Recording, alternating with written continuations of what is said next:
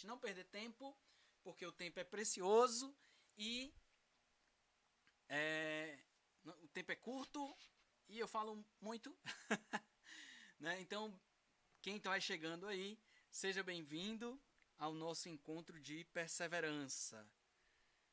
Hoje nós vamos trabalhar o 86, né? A gente foi até o 85 no encontro passado, que até teve aquela expressão que eu gostei muito do Papa, né? Que ele diz que a gente não deve ser pessimistas, lamurientos, desencantados com cara de vinagre. Adorei, Papa. Papa é pop mesmo, viu? Então, que a gente não seja isso, não seja joio, né? Não seja, que a gente seja realmente irmãos, né? Infelizmente a gente tem tido muitas dificuldades. E aí o Papa vai começar logo dizendo assim, ó, é verdade que em alguns lugares se produziu uma desertificação espiritual, fruto do projeto de sociedades que querem construir sem Deus ou que destrói as suas raízes cristãs, né? Tem essa realidade. Tem lugares, irmãos, que a igreja ela praticamente nem existe mais, né? Tem paróquias que viraram shopping centers, tem igrejas que viraram, capelas que viraram locais comerciais, entendeu? Então, em muitos lugares se produziu uma desertificação. O que é uma desertificação, né? Quando aquele solo ele não dá mais vegetação. Então, você pega, por exemplo, um interior, pega a Amazônia, ou então o interior mesmo do Ceará, que o pessoal vai e coloca fogo no roçado, né? E aí aquele fogo ele vai matar tudo que tem ali, ele vai matar a vegetação que tem em cima e vai matar os animais, os micro-organismos, as minhocas, né? Tudo aquilo que faz o solo virar fértil. Vai matar tudo porque o fogo vai queimar e vai ficar um solo queimado, sem nada, uma terra seca, arrasada.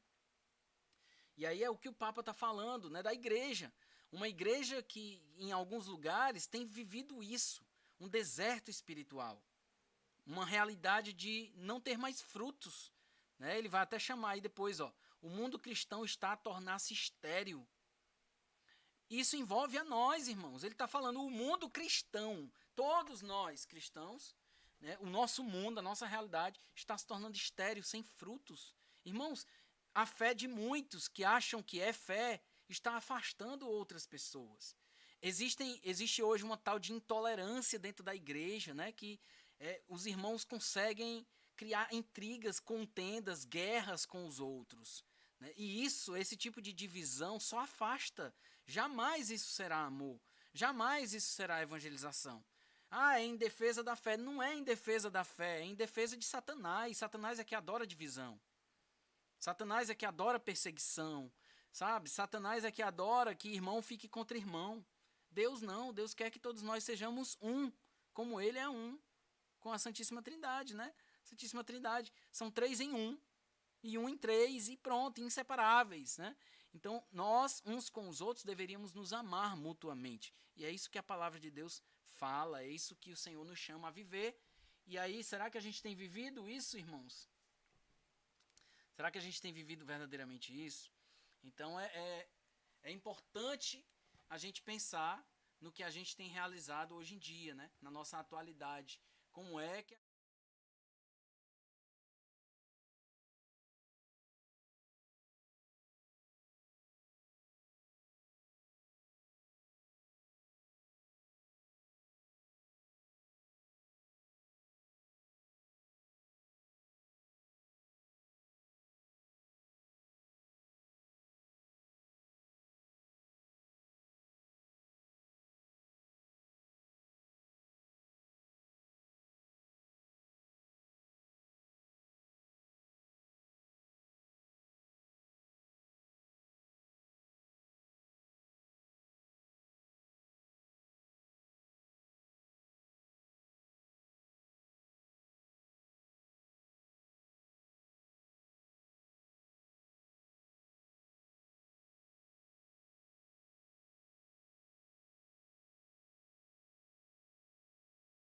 eu não posso acabar com a vida de outra pessoa porque ela está fazendo algo que eu não concordo que ela deveria fazer.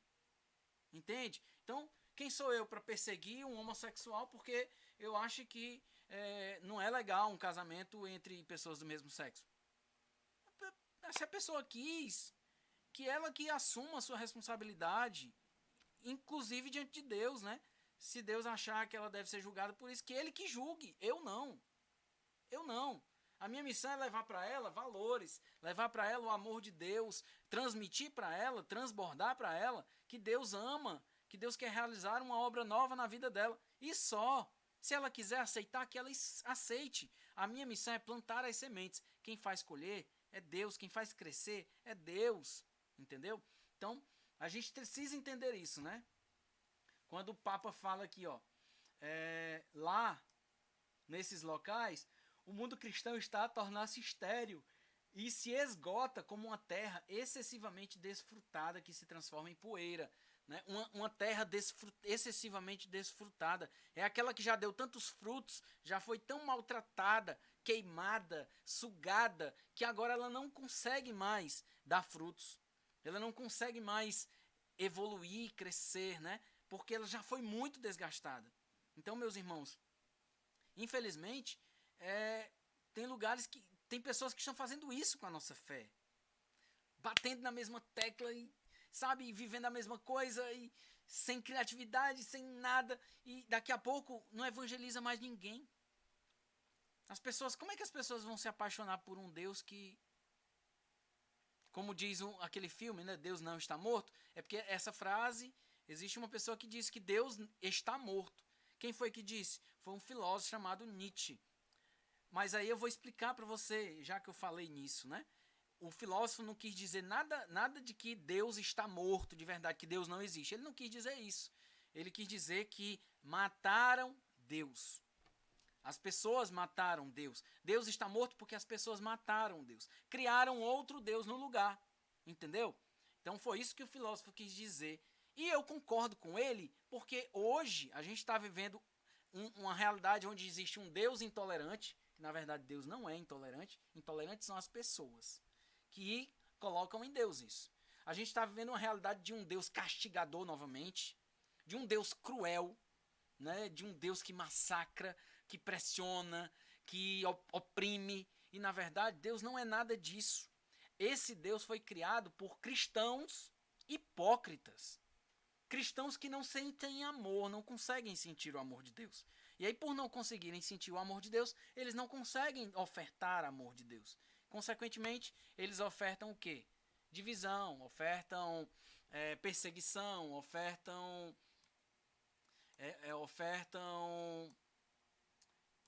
julgamento, enfim. Espero, irmãos, que a gente não caia nessa armadilha, né? Nós não caiamos, nem eu, nem você, nós juntos não caiamos nessas armadilhas. E essas pessoas estão no meio do trigo, né? O joio está no meio do trigo. Eles vão crescer juntos e vão ser colhidos ao final. Então, existem pessoas hoje na igreja pregando o mal. Existem pessoas na igreja hoje pregando o desamor, pregando a perseguição, pregando a divisão, pregando a inveja, pregando, enfim. E isso faz com que a igreja se transforme em poeira, em um chão que não dê mais frutos. E aí eu te pergunto, né? Será que um grupo dividido ele cresce? Eu pergunto para você. Será que um grupo dividido cresce? Será que uma igreja dividida ela cresce? Será que ela evangeliza? As pessoas olham assim e dizem assim, olha, pessoal, olha, um não fala com o outro, é tudo falando mal da vida alheia, é tudo não sei o quê. Eu vou lá entrar numa igreja dessa, isso lá é igreja? Para que serve uma igreja assim? Vocês acham que isso não existe, mas existe. Vocês acham que isso não existe, mas existe. Existe sim, meus queridos. E infelizmente é uma realidade mais presente do que a gente imagina. Mais presente do que a gente imagina, meus queridos. Mas eu vou dizer para vocês que nós podemos mudar essa realidade, sabe? Nós podemos mudar essa realidade. E eu desejo que cada um de nós trabalhe para que essa realidade seja modificada, né? Assim como o Papa diz, eu vou continuar logo para a gente não ir até tarde, como foi no encontro passado que eu passei do horário. Eu sei, né? Eu sei que eu passei do horário. Vamos terminar mais cedo do que semana passada. Em outros países, quando ele fala noutros, eu falo em outros, às vezes, que é para, né, corrigir a língua mais formal. Noutros países, a resistência violenta ao cristianismo obriga os cristãos a viverem a sua fé às escondidas no país que amam.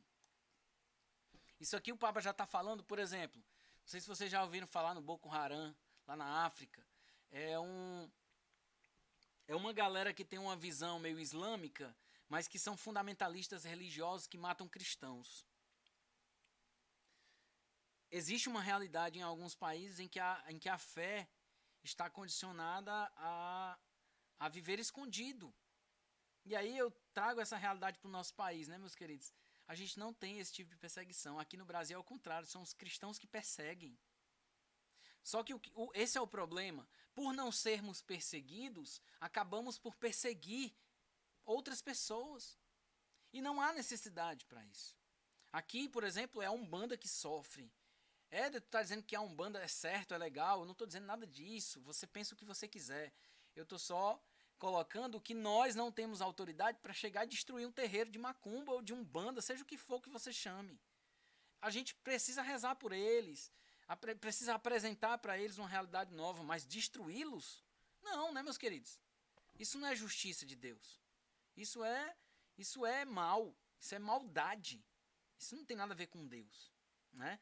Então, tem gente que, por exemplo, entra numa igreja católica e vai derrubar lá as hóstias pelo chão, né? Profanando aquele templo. Tem cristão que está fazendo isso, cristão evangélico que invade a igreja católica para fazer isso. E isso é coisa de cristão? É não, meus queridos, é não. Tem cristão se apropriando do dinheiro de doação dos fiéis. Isso é cristão? É não, meus queridos, é não. Sabe? Então, ser cristão é ser honesto, como diz Dom Bosco. São João Bosco dizia que bons cristãos, honestos cidadãos. Então, se eu quero ser um bom cristão, eu preciso também ser um honesto cidadão, né? Então, isso é para ser tão lógico, Éder. Mas não é, né? Não é, porque tem muito cristão que é falso, que na verdade só é cristão na hora de rezar e diz que reza, mostra para todo mundo, tá aqui, ó, reza o terço e tal. Mas na hora da prática, meu irmão, na primeira oportunidade que ele tem de passar a perna, ele passa a perna. Derruba o irmão.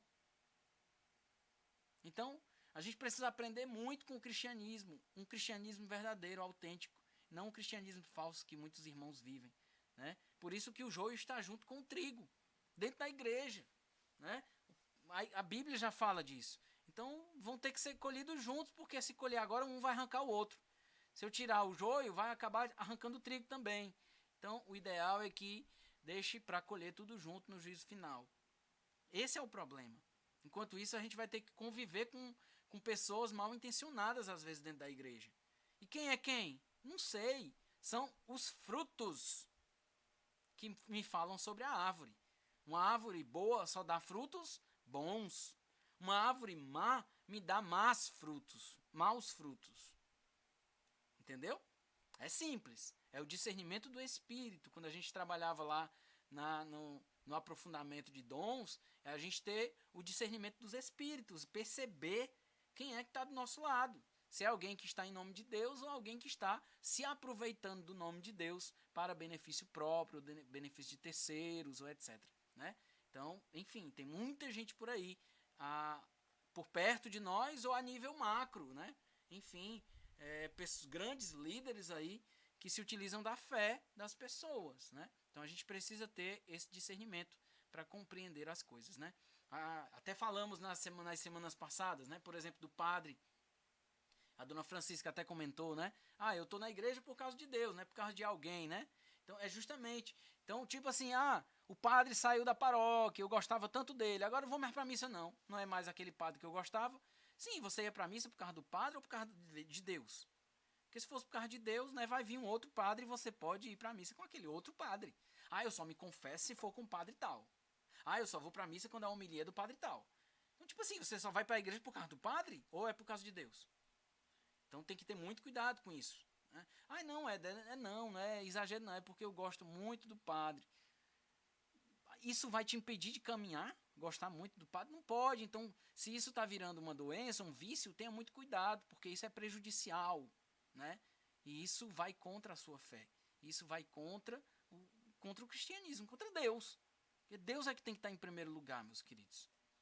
Deus é que tem que estar em primeiro lugar. Eu já ouvi pessoas dizerem assim, eu não vou para a adoração porque o padre não está lá. Sim, o ministro da Eucaristia não pode expor o Santíssimo, não? Você só vai se tiver o padre? Não, né? Não existe isso, meus queridos. Não existe, né? Vamos continuar aqui para a gente dar prosseguimento, senão a gente não anda muito, né? Esta é uma outra forma muito triste de deserto. E a própria família ou o lugar de trabalho pode ser também o tal ambiente árido, onde há que conservar a fé e procurar irradiá-la. Ou seja, às vezes dentro de casa, né? Eu me lembro muito bem, quando eu era adolescente, ia para a igreja, meu pai dizia assim, leva logo a cama, volte mais não sei o que e tal, né? Então, essa ideia de, infelizmente, haver uma perseguição até dentro de casa. Né? Tem gente que tem familiares que são evangélicos e fica aquela briguinha. Ah, fulano não fala mais com você porque agora é da igreja evangélica, sabe? Isso não existe, isso não é cristão, isso é anticristão. Isso é fora da unidade, né? Isso é falta de unidade. Então, meus queridos, essa luz aqui está muito forte, né? Deixa eu só girar aqui um pouquinho para ver se melhora.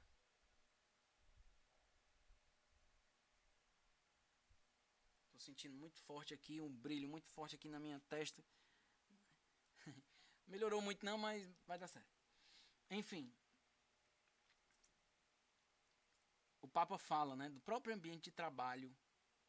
Aquelas pessoas que ficam querendo puxar o teu tapete só porque você pensa diferente, porque você tem atitudes diferentes, porque você, enfim, é diferente. Então, às vezes a gente é obrigado a viver esse deserto, né, espiritual, porque somos obrigados por outras pessoas. O que a gente possa estar junto e unido para que a gente possa se ajudar uns aos outros, né? Ninguém solta a mão de ninguém, aquela velha frase, né? Então que a gente possa servir juntos, estar juntos, dar força uns para os outros, aconselhar os outros, né? E fortalecendo e amando cada vez mais para que esses enfrentamentos não atrapalhem, né, a nossa missão, a nossa caminhada e também atrapalhem o nosso desenvolvimento espiritual. Vamos continuando aqui. O Papa continua, mas é precisamente a partir da experiência deste deserto, deste vazio, que podemos redescobrir a alegria de crer, a sua importância vital para nós, homens e mulheres. Olha que interessante, né? A gente poderia ver o deserto como algo extremamente triste, e extremamente malvado, e mas aí o Papa vem dizer, mas é precisamente a partir da experiência desse deserto, é a partir do momento em que a gente passa por esse deserto, e a gente consegue vencer isso, que podemos redescobrir a alegria de crer. E aí eu venho trazer para vocês o exemplo da pandemia, né? Estava compartilhando aqui com a dona Francisca e a Flávia e tal, sobre o retorno, né, da missa presencial.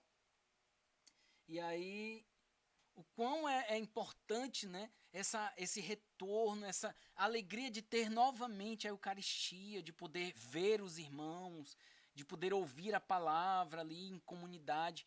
Irmãos, coisas que a gente se habituou a virar normal, né? Para nós era tão normal, todo domingo eu vou para a missa, é um costume já.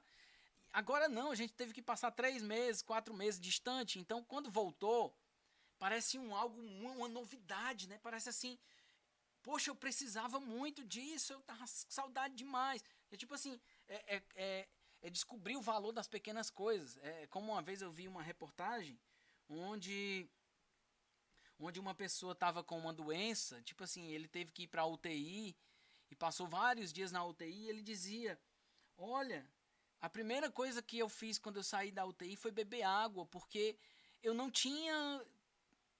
bebia mais água, né, porque era só soro, né, na veia ali direto, então, tipo, ele nem bebia água, então, imagina só, ele adorava a água, ele era um esportista e tal, e bebia muita água. E ele estava louco para beber água. Dias e dias e semanas e meses e ele não podia beber água. E aí ele bebeu água com a maior satisfação do mundo. Ele descobriu o quanto é importante para ele um copo d'água. Uma coisa pequena e simples. Né? Da mesma forma, irmãos, esta pessoa mesmo, no UTI, um exemplo, né?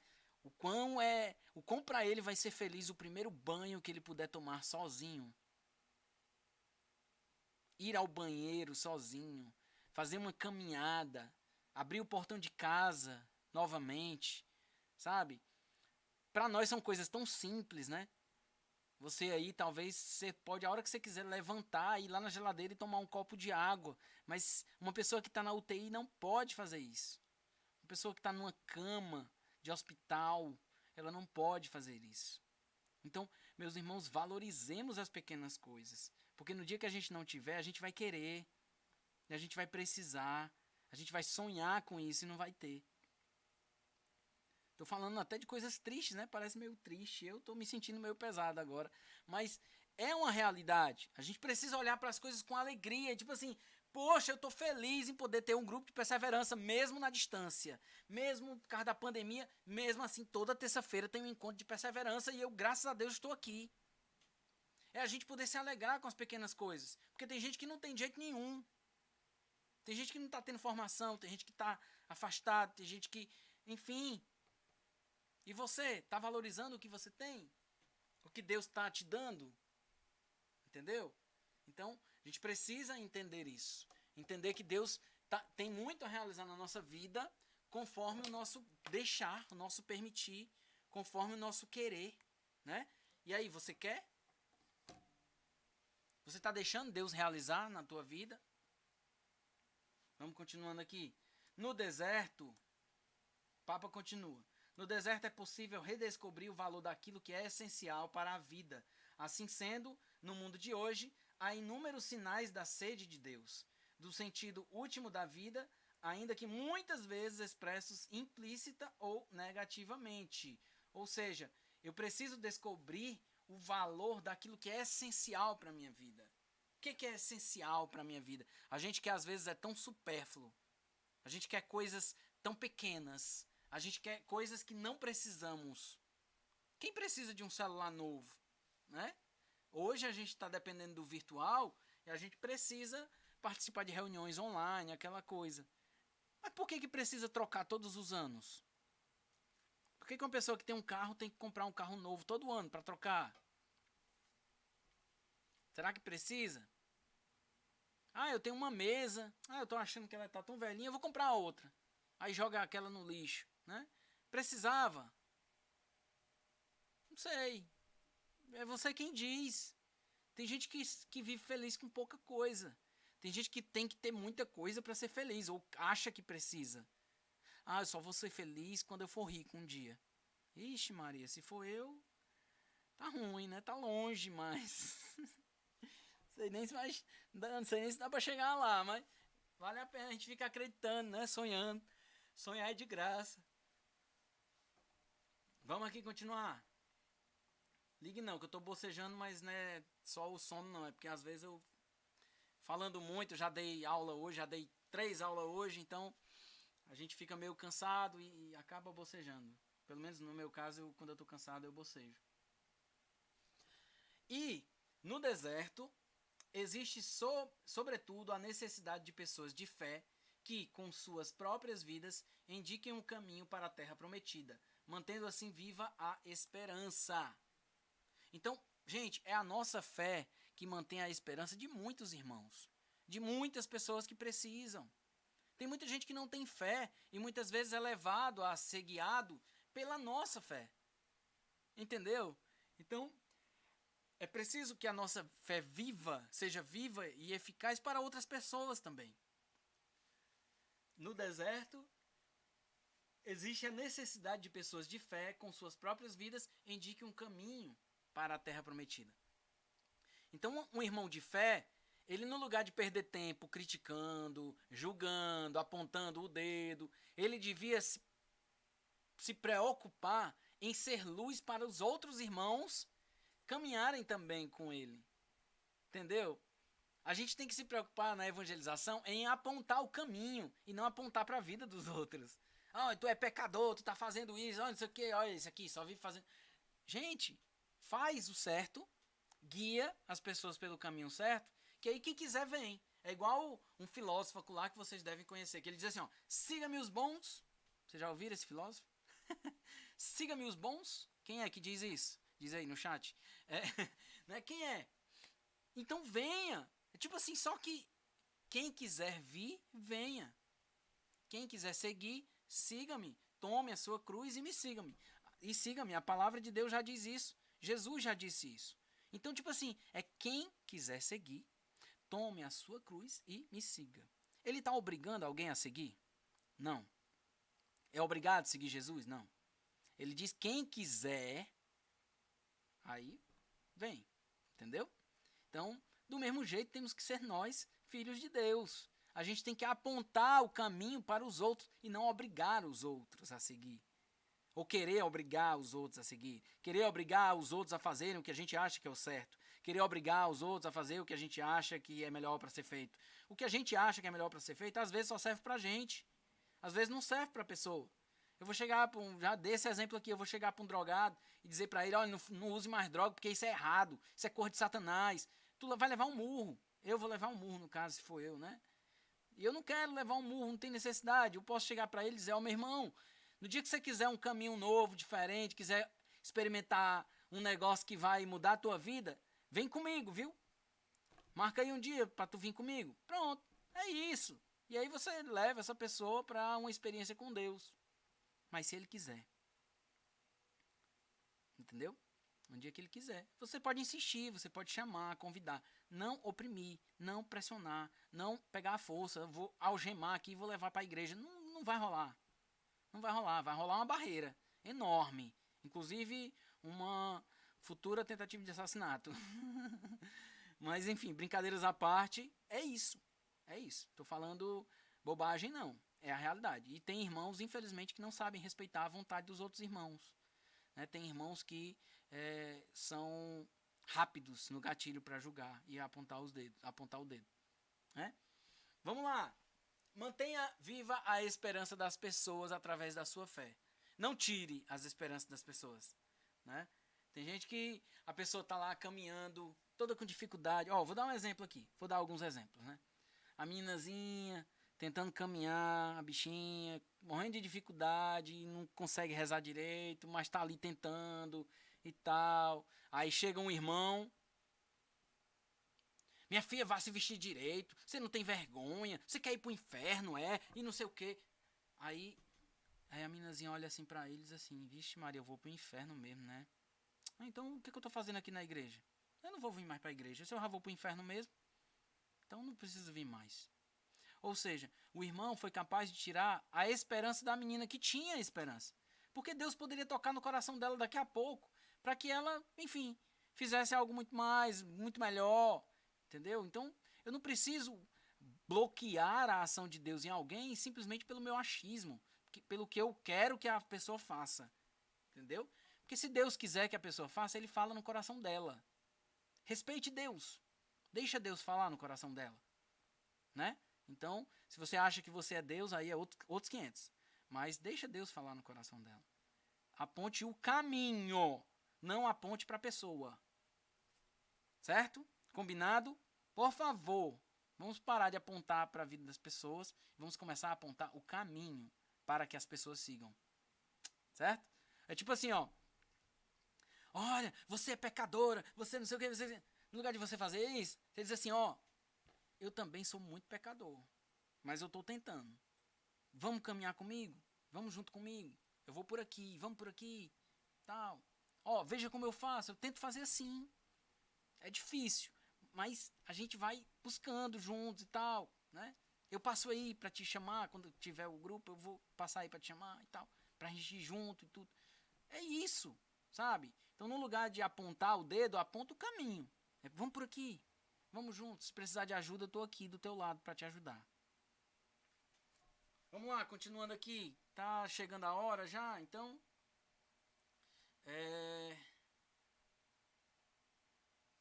Em todo o caso, lá somos chamados a ser pessoas cântaro, para dar de beber aos outros. Cântaro é a questão onde os animais também bebem, né? O localzinho que tem água. Às vezes o cântaro transforma-se numa cruz pesada, numa pesada cruz. Mas foi precisamente na cruz que o Senhor, trespassado, se entregou como fonte de água viva. Não deixemos que nos roubem a esperança. Olha que frase linda, né? Posta aí na tua rede social hoje, ó. Não deixemos que nos roubem a esperança. Ninguém. Nenhum coordenador, nenhum irmão, nenhuma pessoa, ninguém. Ou uma liderança, um político, um ator, sei lá, uma pessoa de outra religião. Ninguém. Que ninguém te roube a esperança. Vamos ver se dá tempo aqui mais um capítulo, mais um parágrafo. Esse vem com o tema, ó, sim às relações novas geradas por Jesus Cristo. Neste tempo em que as redes e instrumentos de comunicação humana alcançaram progressos inauditos, sentimos o desafio de descobrir e transmitir a mítica de viver juntos, misturar-nos, encontrar-nos, dar o braço, apoiar-nos, participar nesta maré um pouco caótica que pode transformar-se numa verdadeira experiência de fraternidade, numa caravana solidária, numa peregrinação sagrada. Olha que lindo o Papa atual, né? Ele fala das redes sociais mesmo, né? As redes de comunicação. Então, que a gente possa fazer uma peregrinação sagrada dentro dessas redes. Fazer uma evangelização dentro das redes sociais. Eu não estou falando de espalhar fake news, de inventar mentira. Não é isso. É encher de imagem, aquelas correntes. Não, gente, aquilo não, pelo amor de Deus. Sabe? Aqueles grupos lá com bom dia, boa tarde, boa noite, a imagem de Nossa Senhora. A imagem de Nossa Senhora é linda, mas aí você fica mandando direto. Sem necessidade, sabe? Enche a memória do celular do outro. Então, que a gente possa falar de coisas que vão cair no coração e não que vão causar barreiras. Porque, tipo assim, se você ficar mandando mensagem de corrente todo dia pra pessoa, a pessoa vai te bloquear. Eu sou um. Se duvidar, eu tô bloqueando. Porque eu não gosto e nem quero receber. Não quero receber. Não quero receber corrente. Mensagenzinha repetida que manda pra 10, 20, 50 pessoas. Não quero. Não quero. Ah, é o evangelho do dia. Tudo bem, evangelho, beleza, show de bola. Né? Meditação do evangelho, massa. Mas aí, correntezinha, envie para 20 pessoas, senão não sei o que, não vai acontecer. Não quero que aconteça. Pronto, não quero. E se for para ir para o inferno por causa disso, eu vou para o inferno por causa disso, mas eu não quero receber. Não quero. Porque isso é um Deus que foi criado. Do jeito que eu disse, Deus está morto. Pois é, esse Deus aí para essa pessoa, Deus está morto. Porque Deus não é isso. Deus não é. Ah, é porque se você não mandar para 20 pessoas, essa graça Deus não vai realizar na tua vida. Que mentira que Deus não vai realizar uma graça por causa de que você não mandou uma corrente de oração para 20 pessoas. Mentira. É um mentiroso que se utiliza da fé para, sei lá, ter mais contato, ter mais like, ter mais o que quer que seja. Ou achar que ganha fama com isso. É um mentiroso. E o nosso Senhor, nosso Deus, é o Deus da verdade. Ele é o caminho, ele é a verdade e é a vida. E ninguém vai ao Pai senão por ele. Tome! Não é? Vamos aqui, ó, continuando. Assim, as maiores possibilidades de comunicação traduzir-se-ão em novas oportunidades de encontro e solidariedade entre todos. Então, o Papa sempre chama a solidariedade, a cultura do encontro e da vivência comum. Ele fala, ó, entre todos. Então, a gente precisa viver comunitariamente. Viver como irmãos. E não se degladiar, mas se amar mutuamente. Né? Para quantas pessoas hoje você já mandou um eu te amo? Ixi! Ou pelo menos um Deus te abençoe? Para quantas pessoas? Eu confesso, eu não recebi nenhum. Né? Então que a gente possa fazer mais, que a gente possa buscar mais. Né? Como seria bom, diz o Papa, salutar, libertador, esperançoso, se pudéssemos trilhar este caminho. Sair de si mesmo para se unir aos outros faz bem. Fechar-se em si mesmo é provar o veneno amargo da imanência. A humildade perderá com cada opção egoísta que fizermos. Gente, muito forte isso. E é o que a gente tem vivido ultimamente. Seria muito salutar, libertador, esperançoso, se a gente pudesse trilhar o caminho do amor, o caminho da solidariedade, o caminho de estar com todos, de amar. O Papa diz, parece... lembra dos textos, a questão da promessa, né? Desculpa, para mim é um mandato. Isso é um mandato de Deus. Ele diz assim, ó, fechar-se em si mesmo é provar o veneno amargo da imanência. E a humildade perderá com cada opção egoísta que fizermos. Né? Cada opção egoísta que a gente faz, a humildade vai por água abaixo. Né? Vai por água abaixo. A gente precisa entender que, como cristãos, nós precisamos buscar o outro. A gente precisa buscar o outro.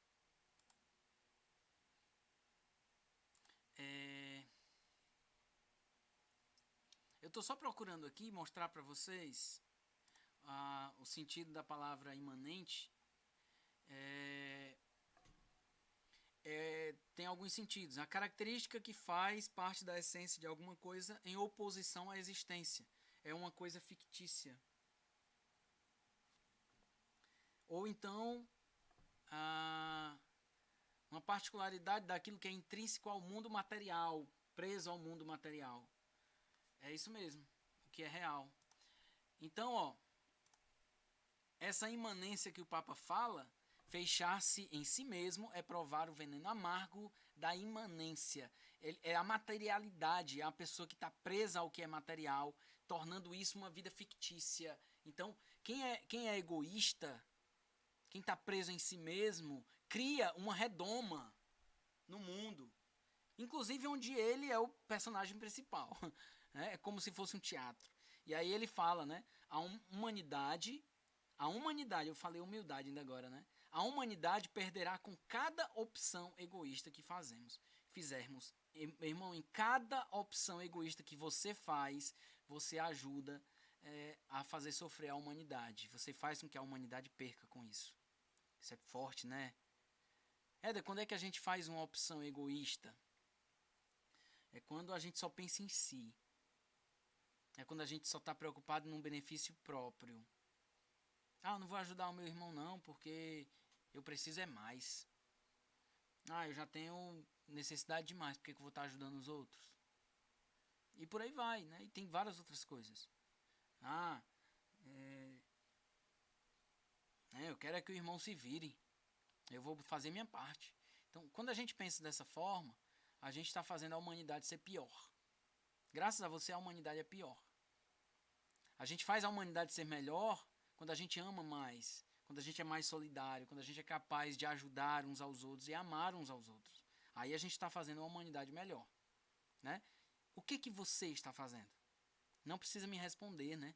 O que você está pregando e vivendo? O que você está fazendo pela humanidade? Será que você está pensando só em si? Ou está pensando também nos outros? Por exemplo, é legal, né? Quando a gente fala de política, por exemplo. A gente pensa só em si ou a gente pensa nos outros? Eu quero o bem para mim ou para os outros? Éder, eu acho que devia ter voltado já às aulas, porque o meu filho está em casa e não tem com quem ficar, eu não posso trabalhar. Você está pensando em si. E a maioria da população? Você já pensou no professor do teu filho, que pode ser uma senhorinha de 60 anos, que pode ser do grupo de risco da doença, e que de repente o teu filho, que não tem sintomas, pode passar a doença para a professora dele? Já pensou? Não, né? É porque o outro não interessa. Tanto faz o outro morrer, tanto faz o outro ficar doente, eu não estou nem aí. O que importa sou eu. Eu tenho que trabalhar e deixar meu filho no colégio. Percebe? Então a gente faz a humanidade muito pior, segundo o Papa e segundo o Éder Machado também, quando a gente é egoísta, quando a gente só pensa em si. É porque eu preciso ir para academia, porque o meu corpo não sei o que, e aí tem que voltar às academias. E aquela senhorinha, que é a avó do fulano de tal que frequenta a academia, ou que é o professor da academia, que quando ele chegar em casa ele vai passar doença para ela. Né? E a gente não pensa nisso. Por não pensar nisso, tá aí, ó, são quase 130 mil pessoas que já perderam sua vida. Por tantas pessoas que só pensam em si. Porque se todas as pessoas só pensassem no bem comum, todo mundo tinha feito o lockdown de verdade, ficado em casa de verdade, e a doença tinha praticamente, não ia ter para onde correr, ela não ia poder passar para ninguém, porque não ia ter gente no meio da rua, em canto nenhum, para estar passando para os outros. E a gente teria saído disso há muito mais tempo. Se a gente tivesse feito o lockdown, em um mês e meio, a gente tinha saído dessa situação, né? Mas é melhor que os outros morram. Que os outros morram. É o pensamento de muitos cristãos. Que os outros morram, contanto que eu fique vivo. Só pensa em si. Isso é pensar em si, sabe? E tá cheio no nosso meio de gente assim. E é por isso que muitas vezes a gente não cresce como igreja. A gente não cresce como irmãos, né? Porque a gente não pensa no bem do outro. A gente está pensando no nosso próprio umbigo, nosso próprio bem. Tá? Eu vou fechar por aqui para a gente continuar no próximo encontro, a partir do 88, né? Porque o 88 é grande, ó. Inclusive, lá no que vem, a gente vai falar de isolamento, ó. Isso, começar do 88, no próximo encontro. Tá bom, meus queridos? Vamos só abrir o nosso coração pra gente, nesse momento final, a gente